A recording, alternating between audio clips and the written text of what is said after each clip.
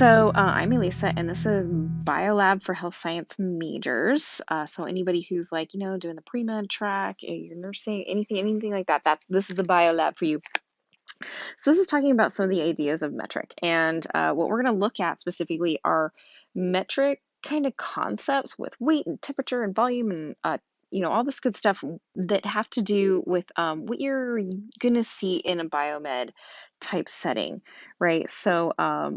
Things you'd be using for your dosage calculation, things you'd be using for, again, your biometrics, like measuring someone, stuff like that. So hopefully I can give you some visuals, hopefully, that will be very intuitive for you, because we're coming out of the United States, and so most of us know what, a gallon of milk would be like, or a cup of, say, milk would look like, or,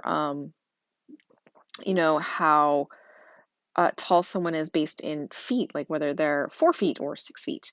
Well, we need to look at that in, say, meters, for example. So hopefully this will be a very helpful video for you to kind of visualize, and you'll internalize it, and you'll do awesome on your work and subsequently exams and subsequently, I guess, entire future in biomedicine, right? Hopefully. Okay, well, let's go ahead and get started. There it is. Okay, let's talk about metrics. So, most of us here in the Estados Unidos, like, we have this thing where we just like can't visualize metric. And so, I'm going to attempt to help you visualize metrics. So, like, this one is for weight, right? So this is like weight. And so for the weight, the base unit is grams, which is small, right? It's actually very small. In like the US, like in the imperial units, like what we're using here, we would use like pounds, and that would be like big. It would be big, right? It's actually a very large unit. So that's one of the first things to know is like fundamental unit is in grams. Things that weigh a gram, like paper clips weigh a gram. It's like, in my opinion, infinitesimally, like I can't even feel the weight of that small, right? And so even it's just such a small amount, right? So like you'd have to get like 1,000 of them together, which is also kind of the functionality of how these puppies move. So everything's got this base 10, and like usually jumps in a lot of what we're gonna do to like the thousands, like times a thousand or divided by 1,000, right? So just keep that in your head. To what we'd kind of understand as the kilogram. So the kilogram's like a little heavier than an actual pound, if you can imagine that. Like a pound is like one loaf of bread, and like a kilogram is like 1.5 loaves of bread, if that makes sense. So that might be like one of the ways to think about it. The other thing that I always like to think of is I used to work a little bit, like I love this picture, and a mouse is usually between like 20 and 30 grams, like give or take. Can be a little smaller, can be a little bigger, but usually like mouse, right? That's a mouse. Okay, so I hope that's pretty helpful. So when we're dealing in things like your medications, right? Uh, for your patients, oh, hold on. For your patients, do I have a pen? There it is. You got to be thinking you're dealing with like 1/1000th of this weight. So it's really small most of the time. Okay, it's like usually like a milligram, right?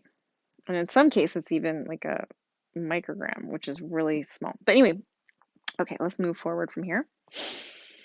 The next one is like metric height, and like it's super important. And one of the ways that it's pretty important for us is going to be measuring like how tall someone is. And so I like to think of it this way. Like, see this poor guy right here, he gets ear infections, and although it's like sunny and bright outside, like let me tell you what, if he doesn't keep his ears covered, he's getting another one, right? And it just happens. But he's a really useful example for showing like the idea of like metric height, right? So we'd look at this guy, and you wouldn't know how tall he was, right? But if you look at this individual here, you'd say, oh, that kid's like 12. He's like maybe, I don't know, 4.5 feet tall on a good day. right? And then, Jerry Seinfeld over here, he's like what, maybe, I don't know, 5'9", right? Maybe like a little more than a foot higher than this guy. And so that's something that we can kind of spitball and ballpark, and we do a pretty good job with that.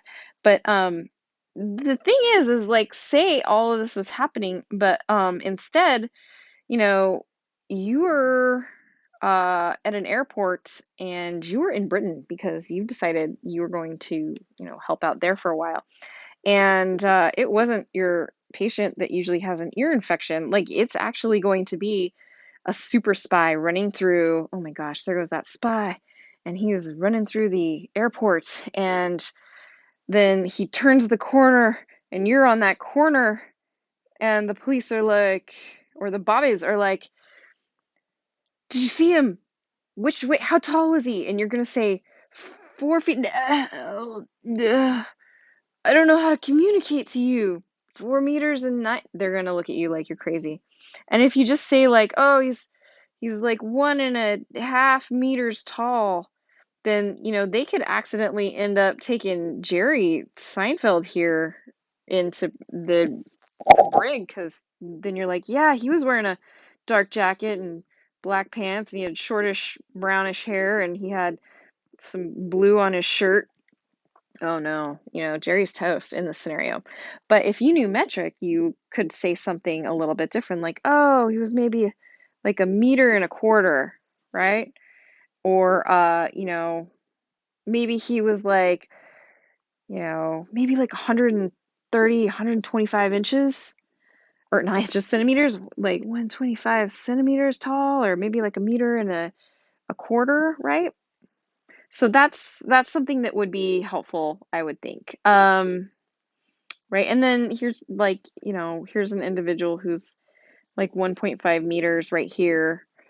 And then so just a little bit taller than that, like, under 6 feet. So hopefully that just kind of helps you ballpark it. Just think of a meter as about a yard. So that's kind of helpful. Like, if you were to use a meter stick, it's usually like here to here, right? So this guy might be like here to here. Okay. So it's a meter. So, that's a way to think about it. Hopefully, like, there's like 1.5 meters maybe. Okay.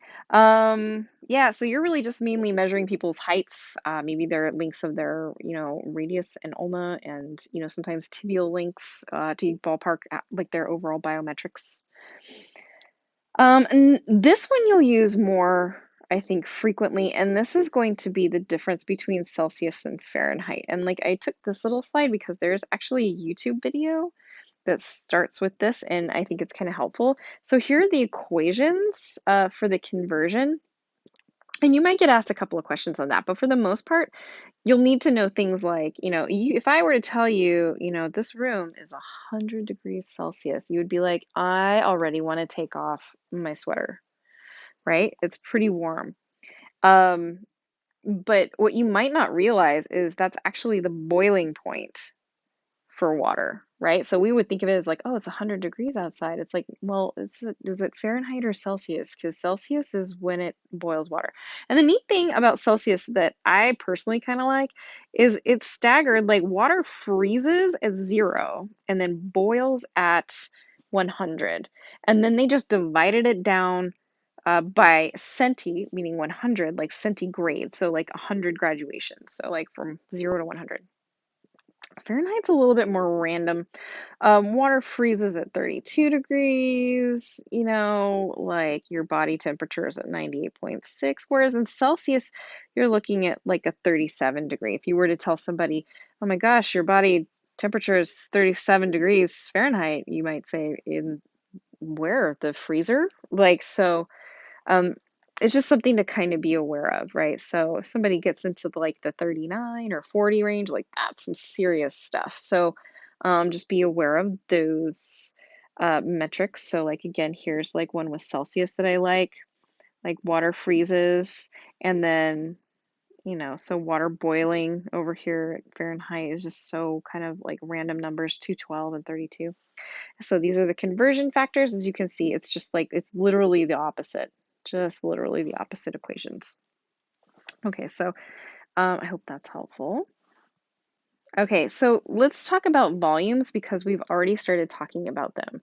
Okay, so you saw what a milliliter looked like.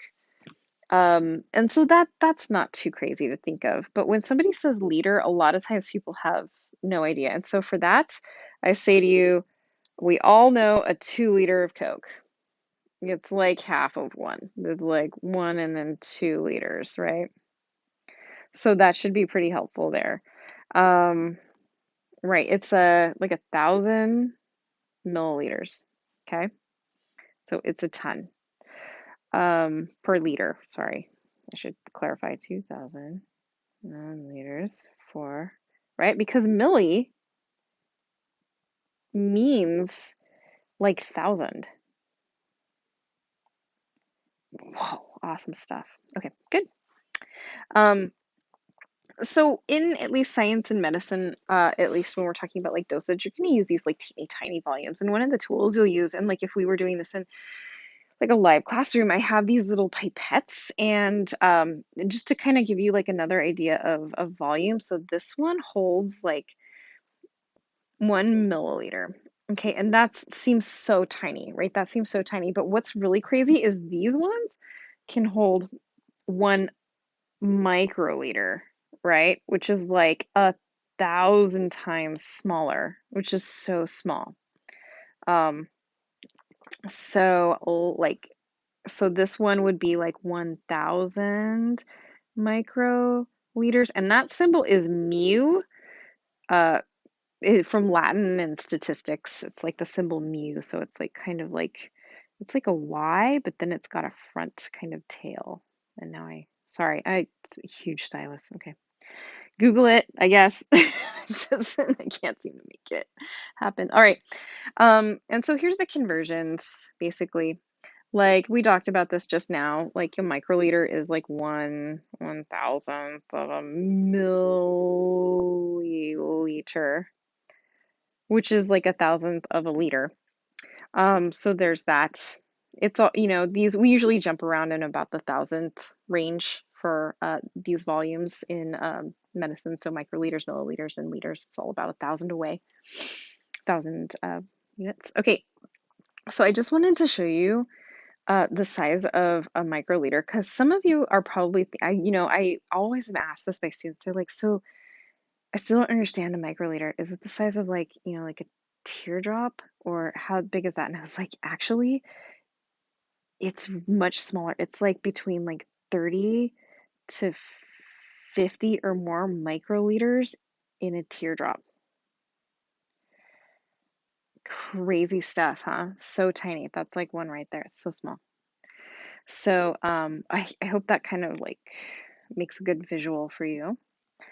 All right, so one of the other things we got to talk about is graphs. Luckily, most of us know graphs from memes and stuff, which is incredibly helpful. I can't imagine. I think it must be insane.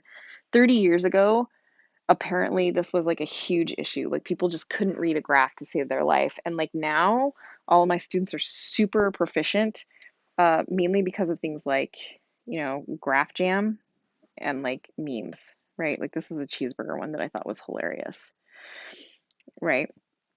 So in this example, what we're doing is we're looking at a few things. Like we're looking at, say, the volume of real life blood amount volume in an individual, say that it's in the real world, right? And so we have like a single, and this is actually going to be our basis. And so what we know about an anime or say a manga style character, when they're bleeding, say in a fight scene, or, heaven knows the millions of other ways they bleed in scenes, we have this like staggered graduation ratio, right? And so what we see is it's at least here's 1, 2 to 3, 4 times more. So an overall of like 5 times as much predicted blood availability in these individuals as opposed to somebody in real life. So that's, one of the ways that we can use a graph. So obviously this is more. At the end of the day, believe it or not, it's more, right? Like that's really what we're trying to get out. And then how much more? Okay, so this is less. All right, so like there's that. Okay, so let's go back and look at something else. So this is one that we're talking about like heart rate response to exercise. And we have two kinds of folks here. Oh, nope, wait, hold on. Where does pen? Okay, we have two people. We have somebody who's untrained. This is like me now. It's like I haven't ran for, I don't know, a couple weeks now. I'm not a huge runner anyway. But you know what's interesting is the human body really responds to exercise. We're talking like your run time can change in the matter of 3 runs and then keep going, keep going, keep going. So if you're thinking about starting exercising and anything, just let yourself like give yourself a goal of just doing 10% more the next time, and you'll be surprised how much further you'll actually end up going, right? In the same amount of time, for the same amount of endurance. The human body, when it comes to exercise, is built to win. Um, anyway, I'm on the couch, and this is me in my untrained state. And so what happens is your body responds to pressures. And if it doesn't have to work as hard to do something, it's not going to.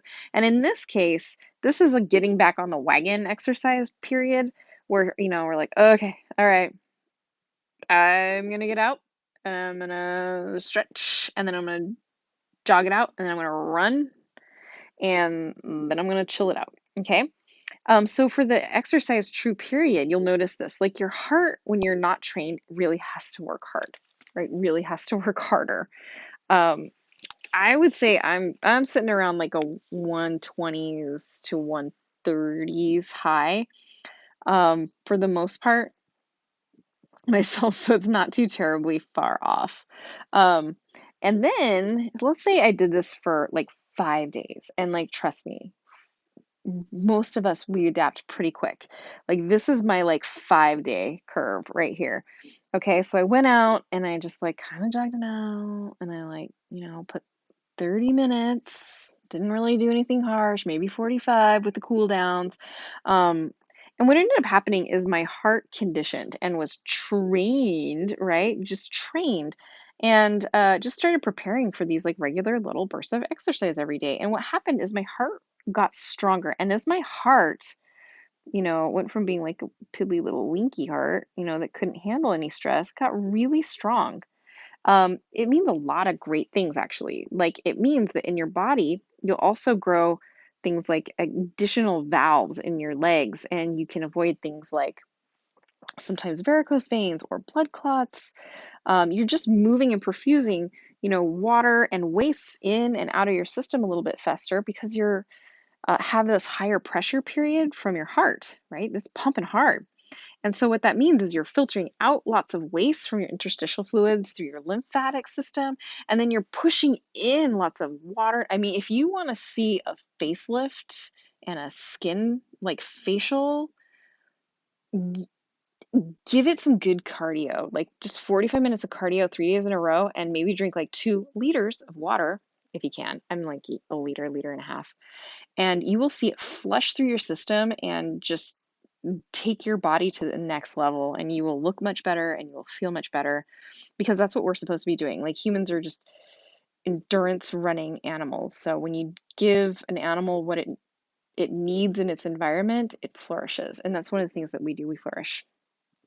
Uh well, with the exception of me right now because I am here. Okay, but now that I gave you that speech, I'm all motivated. So I promise next week I'll be there. Okay. All right. And that's really it, skis. So I hope that was super helpful because I know this stuff is not always the easiest. And I also hope you're having a great day. So in the meantime, take care. Bye bye.